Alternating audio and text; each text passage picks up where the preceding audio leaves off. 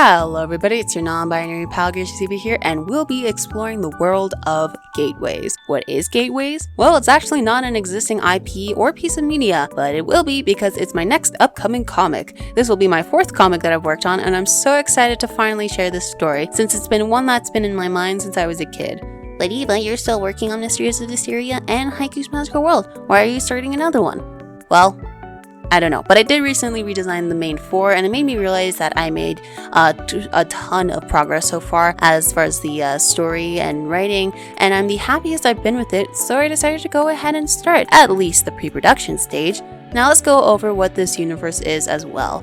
Gateways has been in my head for years and is my own universe full of different worlds and species. It has different laws of realities from ours, with magic being everywhere, although appearing in different ways. It's sci-fi and fantasy rolled into one. One way this story differs from other sci-fi stories is that they don't have access to space travel, at least not in the conventional way. Every world has a sort of shield around it, composed of the atmosphere and magic. The shield emits a glow in such a way that from a distance, stars and worlds are indistinguishable. I call this a shield because it keeps things from getting in and from getting out. And since this is the case for every world, typical space travel is impossible. However, they are still connected to one another. But how is that?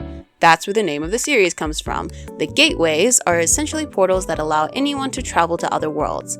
At the time of this video, I'm still working on the concepts of what those will look like, but each one looks different depending on the planet, and can even change what they look like. Each world is full of different creatures and societies, many of them wielding magic, and all of them being able to converse, trade, and explore through these gateways.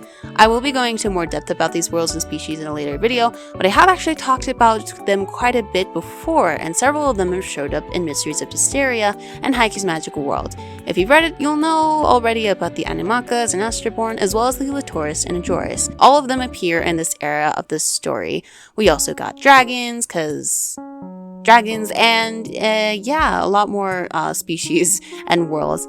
Something to keep in mind is that the whole universe takes place in 2 eras. The first era, that I'm calling the prologue area, takes place 3,000 years ago, and the present area, which is actually where Mysteries of Dysteria and Haiku's Magical World takes place in, which is 3,000 years afterwards. This first comic is actually going to be taking place in the prologue era, and leads up to a very important event in the entire universe history, and these first comics will take place in 3 acts. Act 1 being called The Ruby Sword Hero. Here's a little summary. The story follows Ika, a young girl who wanted to be an adventurer and one day discovers the truth about her past and memories when she uncovers the Ruby Sword, a powerful relic that is connected to her family. She and her best friend Elizabeth decide to go on their first adventure to regain more of her memories. Along the way, they meet new friends and more experienced adventurers, such as the strong and brave Jal, who guides them along their path. However, they are being watched by the Shadow Queen, the leader of the Shadowling people, who is also working with dark and powerful forces. Will they be able to succeed?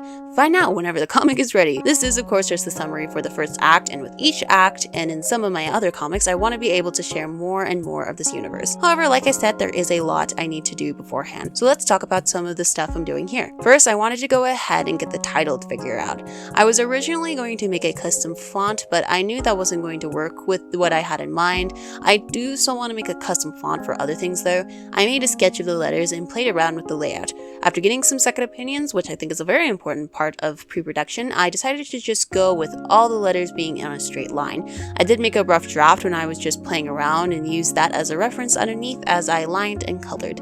I wasn't sure what to do with the extra part of the design. At first I was going to add a circular gateway, but I just wasn't liking it, so I just used one of my star brushes to make a curved pattern on either side of the word. And I like this a lot better since the theme of stars is pretty important, and it's just nice and simple. I think it's one of my favorite fonts I've made so far. During this, I was also working on some official artworks of all the characters. I don't want to talk about these guys too much since I'm going to make another video about them, but I will talk about the artworks. The first artwork is of Ika. Picking out the pose for her was pretty easy. I wanted a heroic pose, and for all of these I wanted the background to match the character. So for her, I did a sunsetty forest scene. It took me a bit to get a nice frame pattern made, but once I did, I just copied and pasted it over to the other files. Elizabeth is supposed to be of her looking out into the landscape she's in. This one was very yellow, which was fine except for the fact that I went with gold for the title, so it kind of blended in.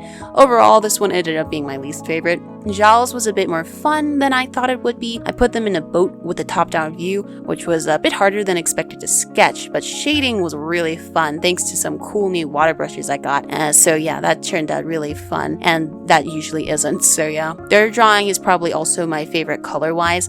Aki ended up being a lot more purple in it than I thought it would, but I do like that. For her shadows, I found this nice inky watery brush that I could use rather than just my normal paintbrush to give them a bit more form. And finally, Taurus and Jin took a bit longer since there was 2 of them and they had 2 different lighting sources, but it wasn't really difficult. Like I said, I will talk more about these characters in their own video, but consider these artworks a teaser for that. I'm so excited to be able to share this universe with you, but there is still a lot I need to do before starting the pages, so I thought it would be really fun to share the processes with all of you in a devlog sort of series. Some of the videos I have planned are sharing the characters, some of the concept art, creating the cover art, and even working on some of the pages. If there are any other videos you'd like to see in this series, let me know. If all goes to plan, you should be able to read this on Webtoon, Tapas, and potentially my own website, but we'll see towards the middle of the year. In the meantime, you can see my other stories on Webtoon and check out my other works in my socials and here on my channel. I hope you like the series, and I will see you in the next one. Bye!